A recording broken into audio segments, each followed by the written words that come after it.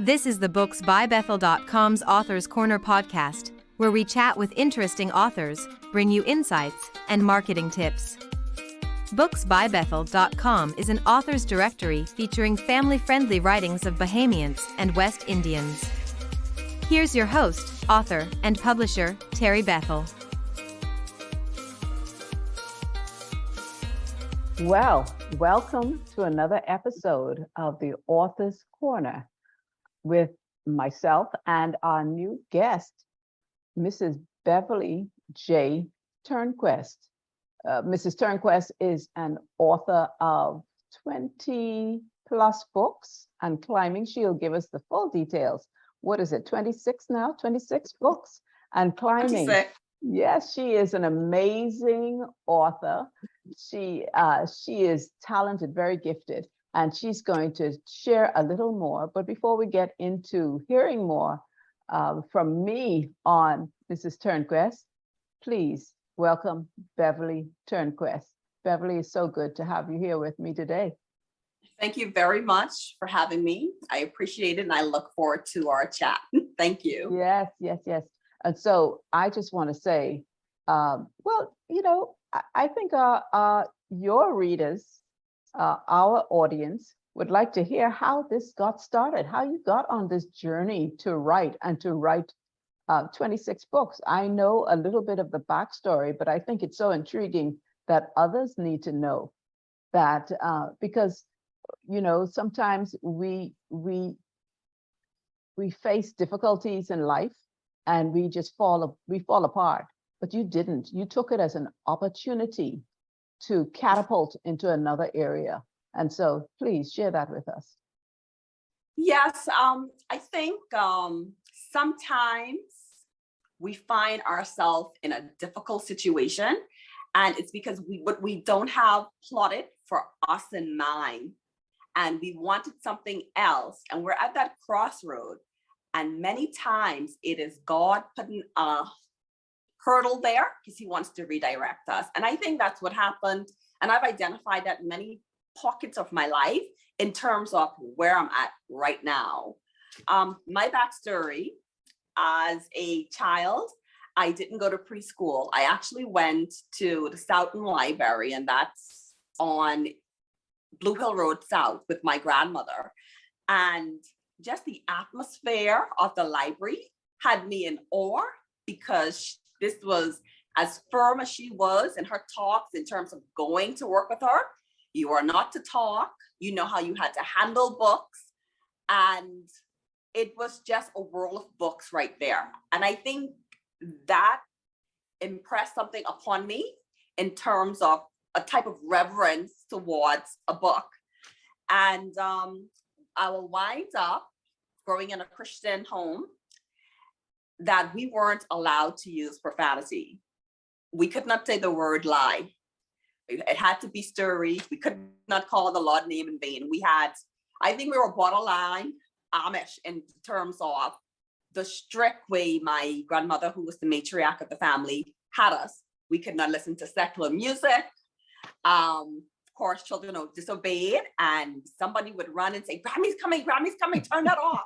So we were, I thank God for a friend of mine who actually taught me how to dance, because I never had even attending a jumper church, dancing, shaking up, ring play, not allowed.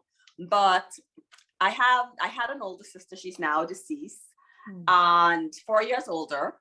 I was always very skinny, and she was regular size. And our fights were, she would sit on me and pull my hair. Fight is over. I had nothing against her. I was a bit more tomboyish. So on occasion, I would throw something at her and run up in the tree. She could not climb. So that was one of my wartime sibling strategies, was to hit her with something. And I would be in the tree sometimes for an hour or two, or waiting for some adult to get home to say, leave her alone, or she would calm down. And one day, walking through a shortcut, I think I must have been about 11 or 12. I think I was in 6th grade or 12th grade. I found a dictionary, no name, no cover, very raggedy. And I picked it up And eventually this became my new ammunition, because I would flip through and I would look for insulting, highfalutin words, and I would hurl them at her. And most times, and we grew to this, she would just suck her teeth, because I was speaking a foreign language, but I still felt so powerful to have the power of, I knew what I was saying to her, and I would stand in the front of her. And one word I remember first was amorphosis. That meant without shape. So I was telling her she was shapeless, and I was just able to be mean or come back at her to try and hurt her. And even though she swatted off because, go and sit down, I have no idea what you're talking about, I started reading the dictionary, looking for these words. And it eventually turned out that one day I'm going to read all the A words. Oh, I did that. One day I'm going to read all the B words. And I just grew to love words. And so I've got a lot of words in my head. I liked unusual words. I thought there was something so eloquent and sophisticated in being able to weave a sentence together that was unique. I always liked that. I always liked using different words or finding what I deem the perfect words to express exactly what I wanted to say. And then eventually, I think I kept a diary in junior high school, and my friends said, and I let my friends read it, so I did not have a fascinating, scandalous life at that age, so it was no secret. And one of my friends was like, I just love your style of writing. And if I wrote something, and my friend said, if I wrote something and everybody wrote something, they would always be able to pick out what was my writing. And the saddest part to that, because I had a little hurt, a little disappointment in retrospect as to where I'm at now. And I've been in the position where I mentor kids. I operated an after school center for primary school students and out of school, meaning summer camps, Easter camp, winter camps. And I always took this hurt that I got, or this disappointment that I got when I dealt with kids, and how powerful a mentor and a caregiver and a teacher can be to inspire and push and motivate a child. And my hurt was, I got C's in English. My grammar was awful. It's still, thank God for editors.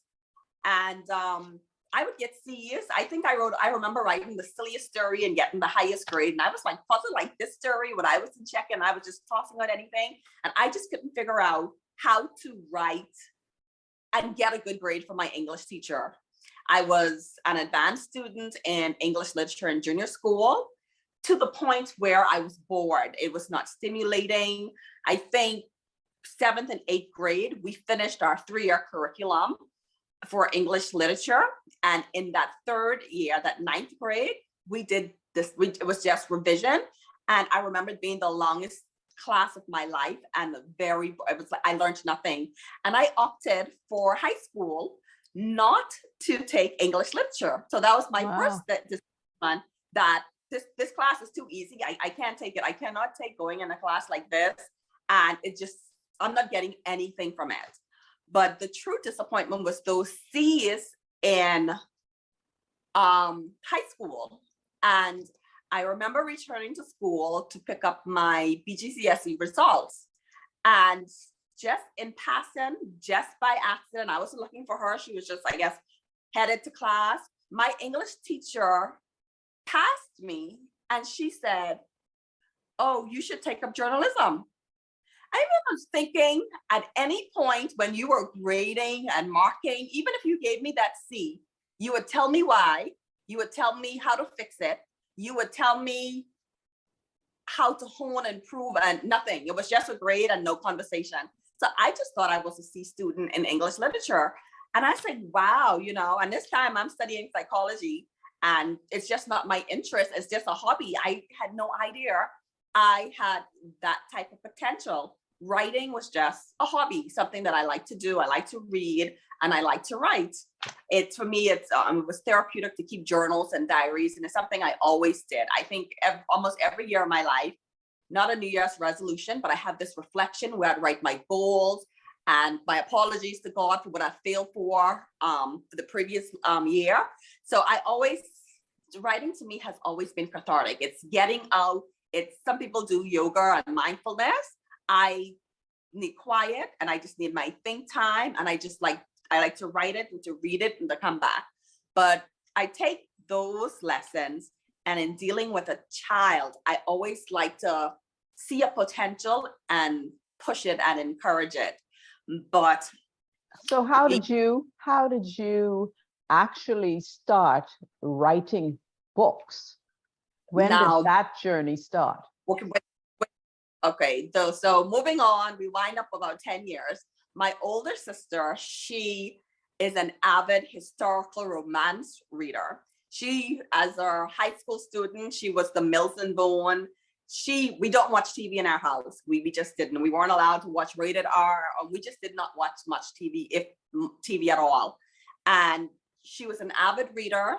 She was reading Mills and Bones. I think I was just reading whatever I can get my hands on that was a younger version, not romance. But I always had a thirst for knowledge. My grandmother working to the library, she got discarded books. I would sit down with the encyclopedia and just flip, or any book. I was just in the book, looking at pictures, just looking at information. Mm-hmm. And eventually I got onto her historical romance novels. And I also read a lot of self-help motivational books, but she was stuck on her genre, but I would dabble onto other interests. Mm-hmm. But once I was reading this romance novel, and it was so bad, I actually just took it and I tossed it on the floor, and I said aloud, I said, I can write better than this. Like, somebody did this. And at that time, eventually... That's actually funny, because one of my questions for you later on was going to be, have you ever read anything and felt like, I think I can do better than this? Definitely. So for fun, I just started to write this romance novel, and I had sample copies printed. It was a good storyline, not properly edited, but I, gave it out to some friends and they liked the story. And it was not uploaded to it was just me saying I could write and proving to myself, and not for sale or commercial or anything. And I said, I could do this. So I did that probably over 5 years, because the goal was not to write and be published. It was just something I did when I felt it coming to me. And I said, this is good. And the prequel to that, that took about 5 years, but the prequel, book 2 to that, I did it in 6 months. I was focused, and I think I just knew I could do it. Mm-hmm. And so I was able to do a second one, and none of those books were available for sales. I did a little, I printed these, my friends, you want to get one? And that was it. So how I got here is I came right before the pandemic, and I think this is how God works, everything lining up. Right before the pandemic, I got back in the mindset that I was going to professionally edit, upload on Amazon, and get my second romance novel, which I really liked. The first one had all the big words in the world. So I think it was a little, the vocab was just, it had something to prove. I had too much to prove. So I had to show that I was this great writer with big vocabulary. And I think it took away some from the storyline or the reader's enjoyment, who would not know those words. And the second one, that is a common problem that we find, especially as a publisher. It's like we are trying to prove ourselves. Some of the stuff that I'm seeing, people are trying to prove themselves and not relax and tell the story. And the beauty of the story is that everybody can understand it, and not just trying to preach at people or show how intelligent you are. Correct. You need to get the story out rather than, and there are different ways to convey your message. Right. And the more the average person or the span and the reach, it has to be readable. Right. And it's a problem for me because the words are there. So I actually have to go back often and tone down. And so I decided that I was going to professionally get a professional book cover, have it professionally edit, tweak it, tone down my wording. I had a better reader of thoughts early on, critiqued the book and had an issue. So I had problems to fix to make the storyline realistic. And I took all of that challenge on and I fixed it. And this was in January that I actually, January, February, when I actually published it. And the pandemic happened in March. So I was like, okay, the book is really good. And I had a very small book launch, immediate friends, but how do I market this? Because the world is shut down and people are afraid. We don't know if this pandemic is going to get worse. It's uploaded and I didn't do much with it. And it was the first time I didn't know the business aspect of it, but I was home, locked down with the rest of the world. And I had to do virtual schooling with a then 4-year-old. And it was difficult. And to keep my sanity, I started to write about what I was going through, what I was experiencing with my son.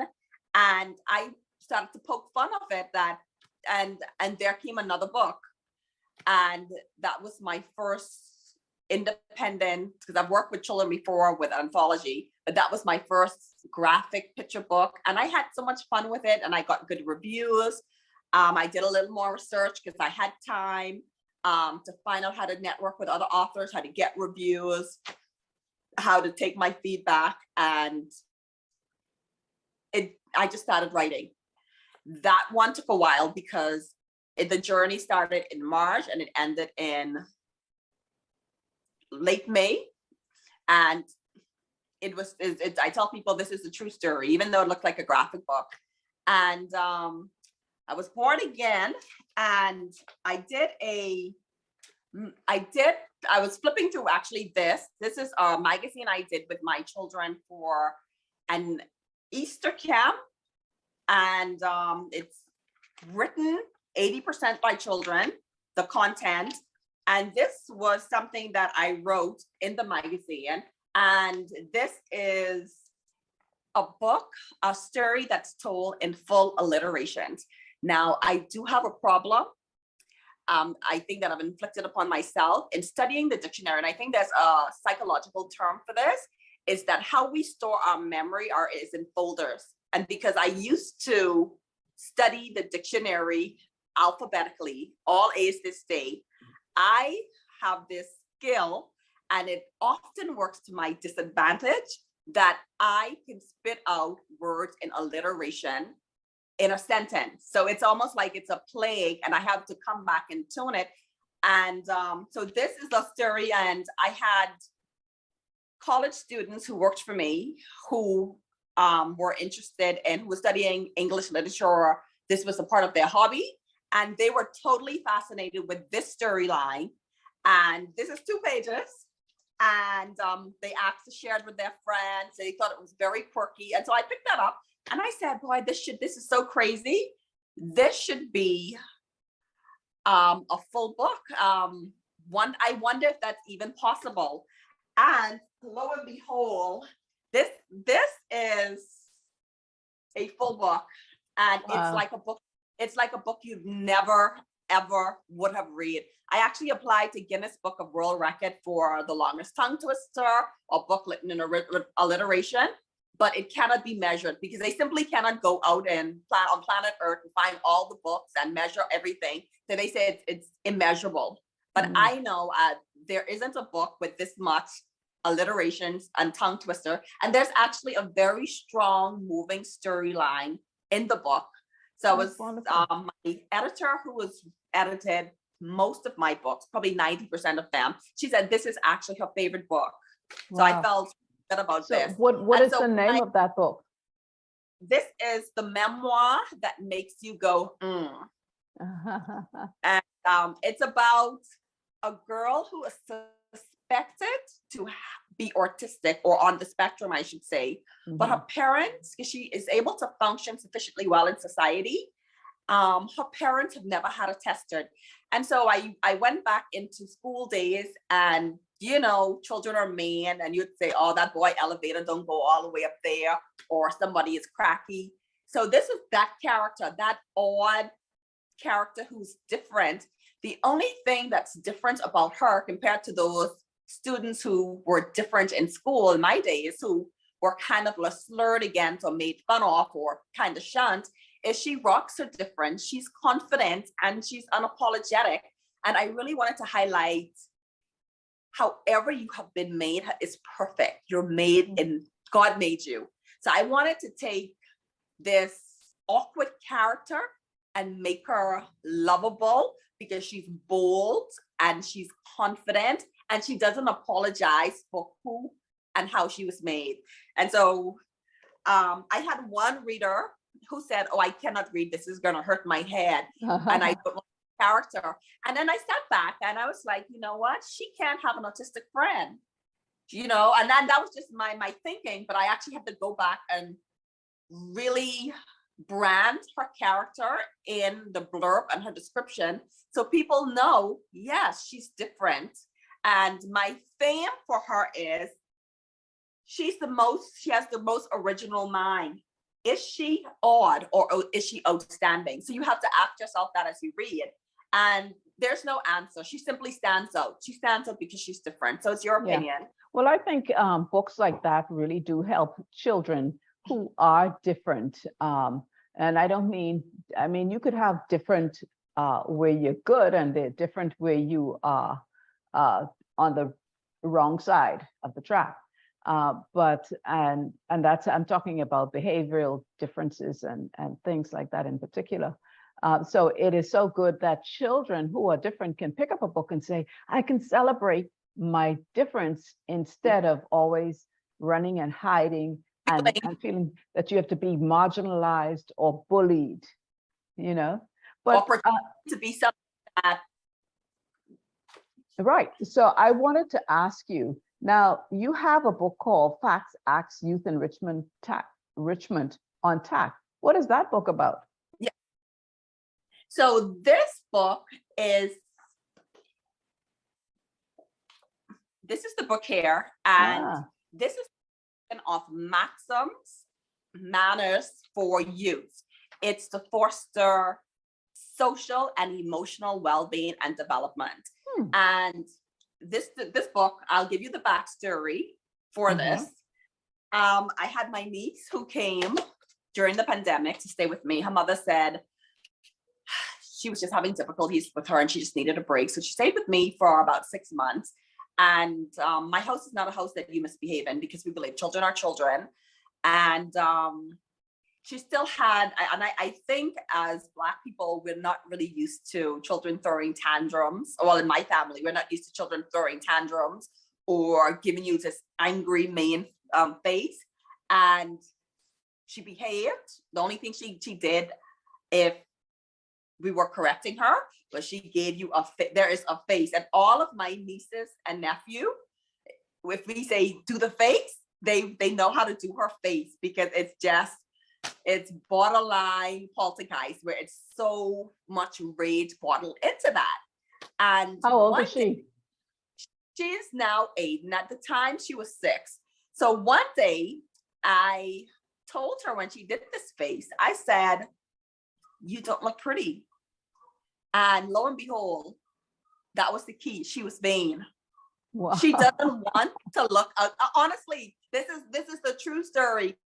She doesn't want to look ugly. So she was like, I saw her softening up. So every time she forgot and did this face, I said, that's dilute on cute, because that bad attitude, that sour face is stealing your beauty and also your actions.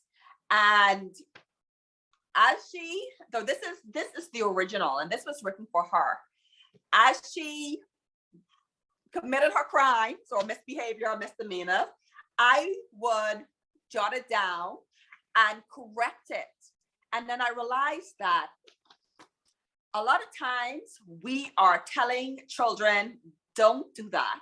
We're not telling them why they shouldn't. We're just talking at them. We're not having a conversation with them. We're not asking them, why are you doing this? How are you feeling? How did this make you feel?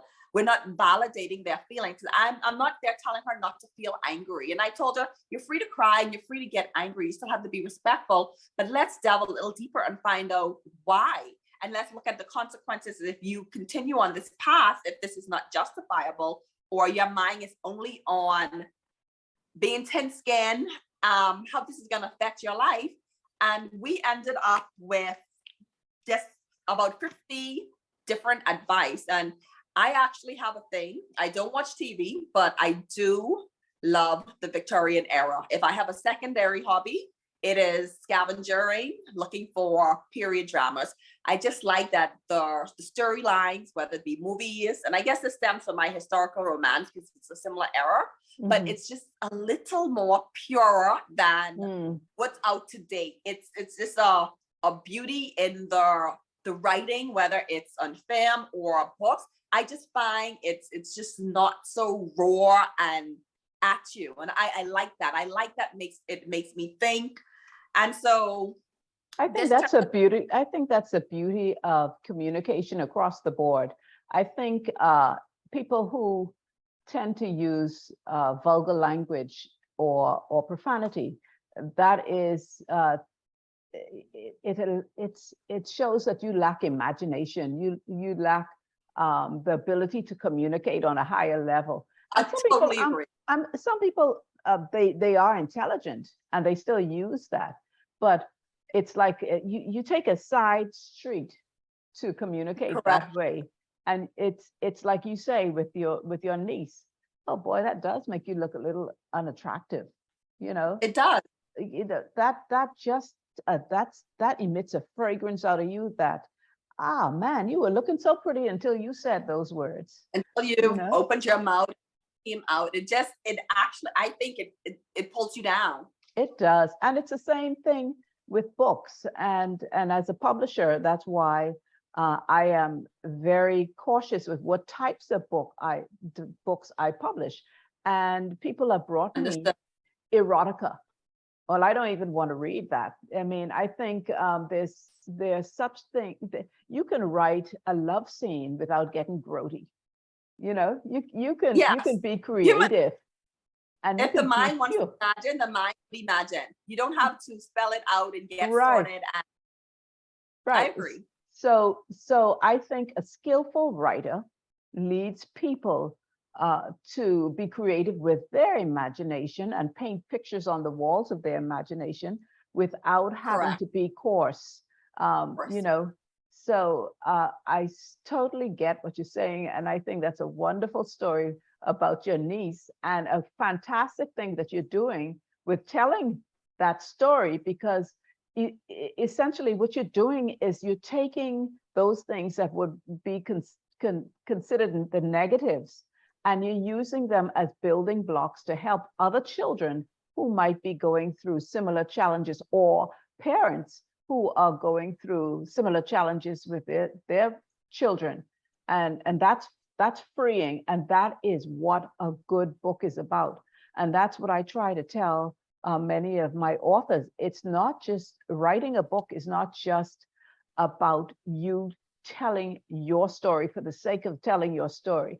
It's about what does your reader want, or what does your reader need, you know? Totally. So this book happened with my niece, and I think it's easy to relate to girls mostly. Like I said, most girls that I know of want to be perceived as attractive or have something appealing about them. Right. So at the same time, lo and behold, I had a similar situation with my nephew, who was a grown, and my grandmother said, you know, you can bend a tree. You bend a tree when it's green. So, but we're giving him, my husband and I, we're giving him advice daily, sometimes the same thing, his generation they're just different, very ambitious. And it's almost the point that it would do almost anything to be successful. And we say, make sure you keep integrity as you go on this track. And I said, well, my niece has the Loot on Cue, and that appeals to girl. And I thought for a while, what would appeal to a young man and a boy with the same effect? And so I didn't think I can write it, because I have 3 younger brothers and they don't listen to me. And I think sometimes a boy needs to hear from a man to shape him. And I was trying to interview like my father-in-law and my brother-in-law, just to ask them question, what would you think, or what would you say? And just the men that surround me, my husband, everybody was a bit busy. So I was forced to do it by myself. I felt like the little redhead in a sense, who just, you got to do this, just go ahead and do this. God lead me. And I decided that the boys' version is amount to what counts. So you want to amount to something successful, amount to what counts. So you're asking yourself a question. And then my husband, who's busy and just she just did another book, and she's doing another book. That's all. And so when he actually looked at these, because I go to him at the end, like, and I said, does these look like self-published? Does these look like, what do you think of the cover, the font, this and that? I like his critique because he's going to be honest. Yes. I carry his last name. He doesn't want to see me either. But he's like, who's going to buy this book? This is your preference. You like Victorian. A young girl today isn't going to find this book appealing because it's a bit antiquated and it's your very niche interest. And it was the same thing with this. Which young boy you think is going to pick up and I said, oh, you're right. And my reviews on Amazon, mostly 5 stars for both of them. And the commonality in some of the reviews said that everything in this advice for a girl is also applicable for a boy. And this said the same thing. All of these are applicable for a girl. So with this, I just put the same content. I said, okay, let me make them look modern. Let them look diversified. And so it's the same content from these books. And I call this my school edition, but this is for a counselor. This is for a parent who think their child needs some think time or some guidance. So this is how this came about. And then we go to the point is, I was letting my then 6-year-old read some of these, and I know he was reading it. I could take the time and I could make him understand it and break it down, but it was above a level for a primary school student. And I said, well, I can't leave them out because the younger you can get to them to shape them. And so then I came up with an easy one. It also has coloring pages on every page. And so this is geared towards a primary school student, which is still under the Papers and Proprieties, and it's Quest to Be Your Best. So they're all the same themes, just there to foster social and emotional well-being in children. And I don't know how I came up with these things. So I just have an idea and I don't resist it. So I have to say it's the gift and the talent that God gave me. And I just sit down and I start and it flows. I would be stuck on something and I would just close it up, come back with, it's almost like I can come back with the answer or more. And I don't force it. I don't have a thing that's called writer's block. I have a pause sometimes.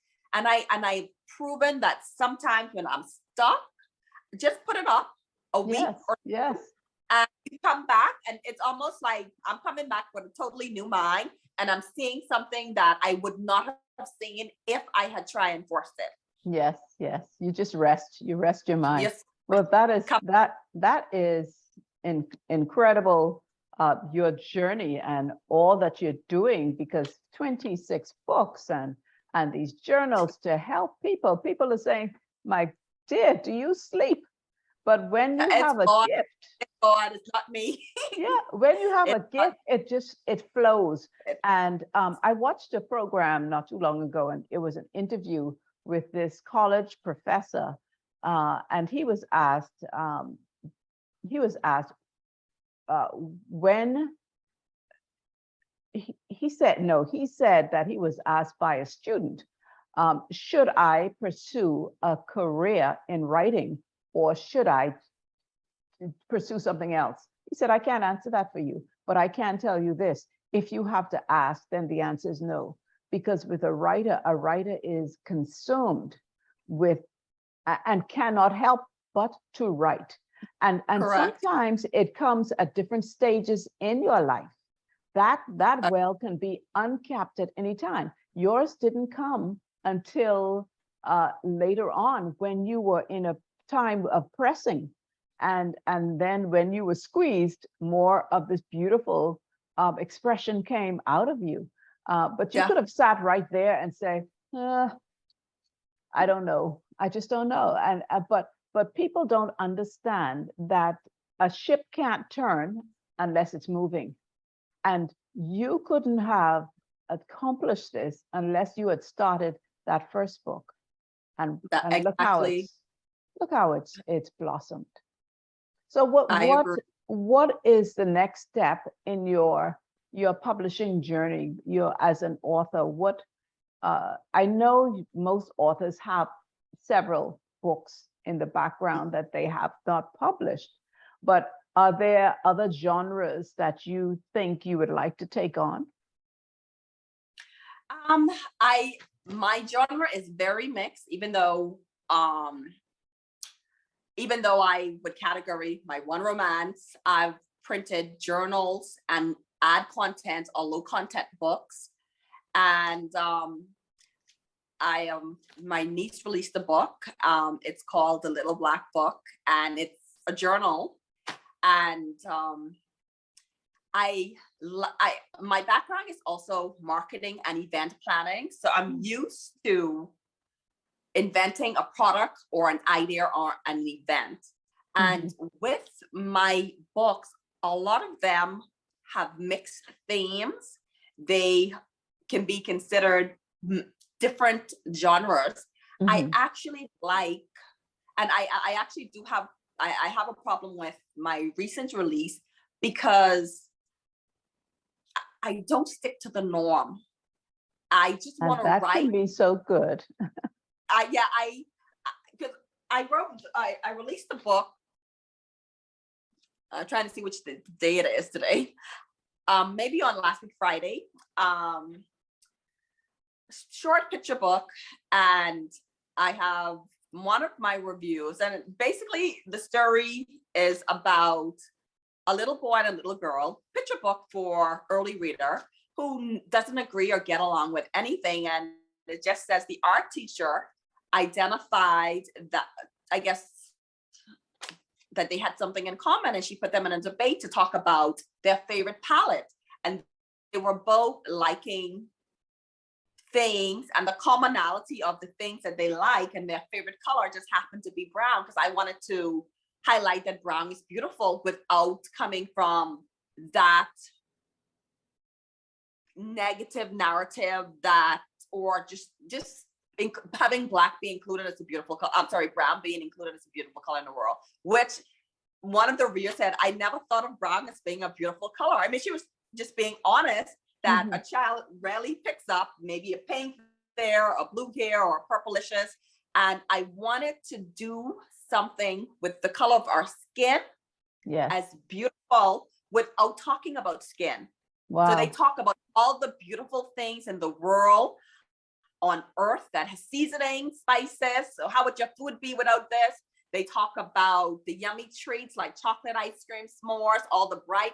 They talk about the compost fertilizer and all the things that you can find brown in a forest. You can find brown in a modern mall.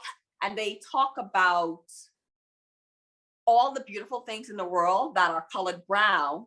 And rather than going there and talking about my skin is brown, I think Black Americans are writing Black Girl Magic, Brown Boy Joy. I didn't want to do that because those Yeah. books are already there. I just wanted to take brown, that's not, and just say brown is a color and brown is beautiful just for being brown. And then I think maybe a 4-year-old child would look down at their skin and say, my skin is brown and beautiful too. Yes. That's it. Yes. Without having a conversation with a child to having to, your skin is beautiful, your skin is brown, that affirmation. And it makes them think, why does my mommy have to preach to me that my skin is brown? Let them stumble upon brown and then associate it with another beautiful brown thing. So I like the challenge of twisting and bring it back to, and so I don't know what I'm gonna, I know I have a romance novel to finish off, and I have a picture book to finish off. My illustrator is in Russia, so I don't know when she's gonna surface, and it's a series. So I prefer she did it because it's book 2 with the same style illustration, even though I think I can find someone. I'll just wait and see if, you know, the war, I've worked well with her. Yeah. And I am gonna focus on promoting. So I'm gonna go slow. It's 26 books in 2 years from the pandemic. Yes. In the back of my mind, I am fearful that I might get burnt out. So I want to go slower. I will still be writing something.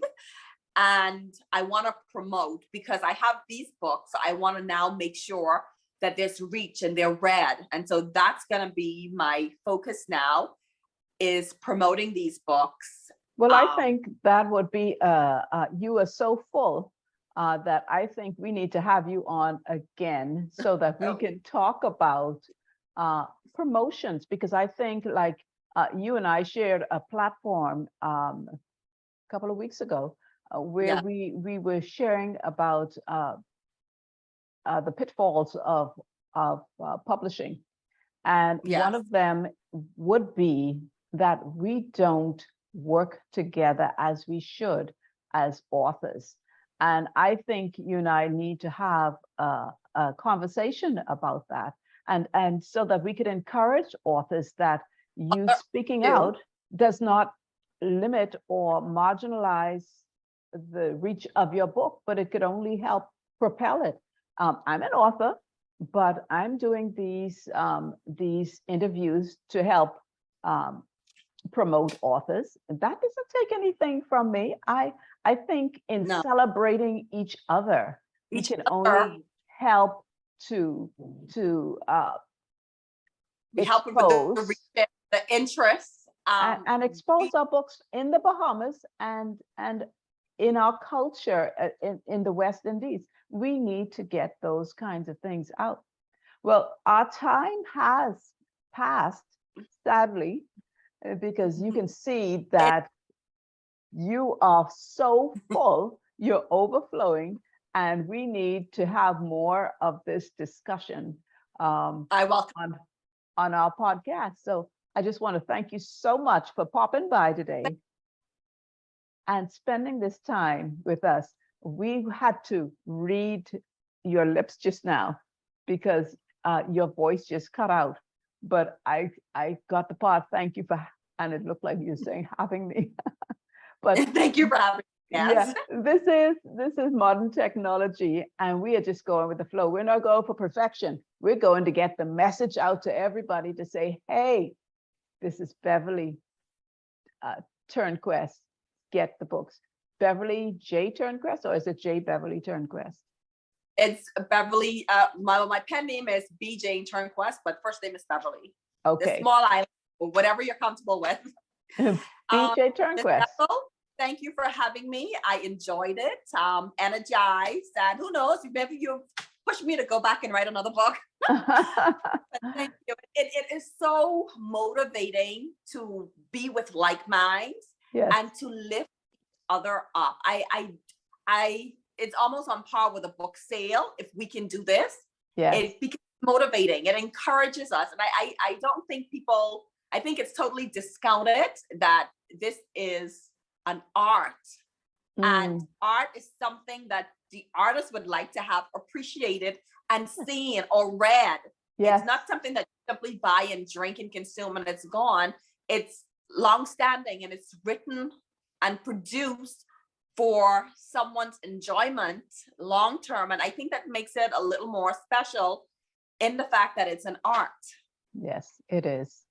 It is. So with that, we say thank you for joining us. And we'll see you in the next video. And so we'd like you to not only like and purchase Beverly's books, go to Amazon, go to Logos, go to Black Bookstore, or just contact Beverly on Facebook. She is always there, so you find her. And thank you very much for joining us. Join us again in the next episode. Have a blessed day.